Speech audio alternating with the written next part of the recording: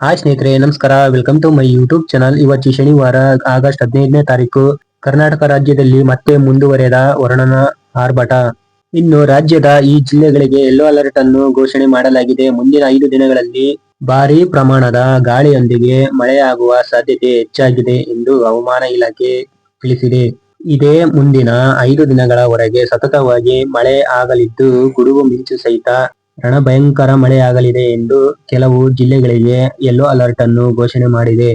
ಇನ್ನು ಪ್ರತಿ ಗಂಟೆಗೆ 50 ರಿಂದ 60 ಕಿಲೋಮೀಟರ್ ವೇಗದಲ್ಲಿ ಬೀಸುವ ಬಿರುಗಾಳಿ ಸಹಿತ ಭಯಂಕರ ಮಳೆ ಆಗಲಿದೆ ಎಂದು ಕರ್ನಾಟಕ ರಾಜ್ಯದ ಮಳೆ ಅಬ್ಬರ ಮುಂದುವರೆದಿದೆ.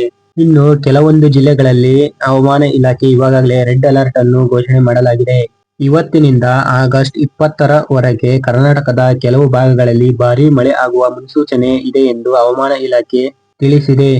ಇನ್ನು ಕರ್ನಾಟಕದ ರಾಜಧಾನಿಯಾದಂತಹ ಬೆಂಗಳೂರಿನಲ್ಲಿ ಕೂಡ ಕಳೆದ ವಾರದಿಂದನೂ ಕೂಡ ಮಳೆಯಾಗುತ್ತಿರುವುದು ಮತ್ತು ಮುಂದಿನ ದಿನಗಳಲ್ಲಿ ಕೂಡ ಹಗುರವಾದ ಸಾಧಾರಣ ಮಳೆಯಾಗಲಿದೆ ಎಂದು ವರದಿಯಾಗಿದೆ.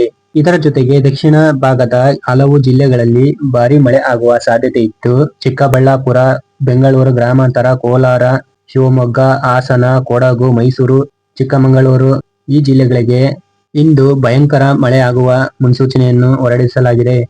ಇನ್ನು ಕರಾವಳಿ ಜಿಲ್ಲೆಗಳಲ್ಲಿ 35 ರಿಂದ 45 ಕಿಲೋಮೀಟರ್ ವೇಗದ ಗಾಳಿಯಿಂದ ಕೂಡಿದ ಮಳೆಯಾಗಲಿದೆ ಎಂದು ವರದಿಯಾಗಿದೆ.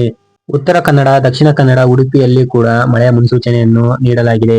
ಇನ್ನು ಉತ್ತರ ಭಾಗದ ಜಿಲ್ಲೆಗಳಾದ ರಾಯಚೂರು, ಬಾಗಲಕೋಟೆ, ಗದಗ, ಧಾರವಾಡ, ಬೆಳಗಾವಿ, ಕೊಪ್ಪಳ, ಯಾದಗಿರಿ ಈ ಇಷ್ಟು ಜಿಲ್ಲೆಗಳಿಗೆ ಭಯಂಕರ ಮಳೆಯಾಗುವ ಸಾಧ್ಯತೆ ಹೆಚ್ಚಾಗಿದೆ. ಗದಗ, ಬೆಳಗಾವಿ, ಹಾವೇರಿ, ಬೀದರ್, ಧಾರವಾಡ, ಬಾಗಲಕೋಟೆ, ಕೊಪ್ಪಳ ಹಾಗೂ ಕಲಬುರಗಿ, ರಾಯಚೂರು, ವಿಜಯಪುರ ಮತ್ತೆ ಯಾದಗಿರಿ ಈ ಜಿಲ್ಲೆಗಳಿಗೆ ಹಲವು ಕಡೆ 40 ರಿಂದ 60 ಕಿಲೋಮೀಟರ್ ವೇಗದಲ್ಲಿ ಗಾಳಿಯೊಂದಿಗೆ ಹಗುರವಾದ ಸಾಧಾರಣ ಮಳೆಯಾಗುವ ಸಾಧ್ಯತೆ ಹೆಚ್ಚಾಗಿದೆ ಎಂದು ವರದಿಯಾಗಿದೆ. ಇದಾಗಿತ್ತು ಇವತ್ತಿನ ಅಪ್ಡೇಟ್ ನ್ಯೂಸ್. ವಿಡಿಯೋ ಇಷ್ಟ ಆದ್ರೆ ಲೈಕ್ ಮಾಡಿ. ಇನ್ನು ನಮ್ಮ ಚಾನಲ್ಗೆ ಯಾರು ಸಬ್ಸ್ಕ್ರೈಬ್ ಮಾಡಿದ್ವೋ ಬೇಗ ಸಬ್ಸ್ಕ್ರೈಬ್ ಮಾಡ್ಕೊಳ್ಳಿ. ಇದೇ ತರ ಸಪೋರ್ಟ್ ಮಾಡ್ತಾ ಇರಿ.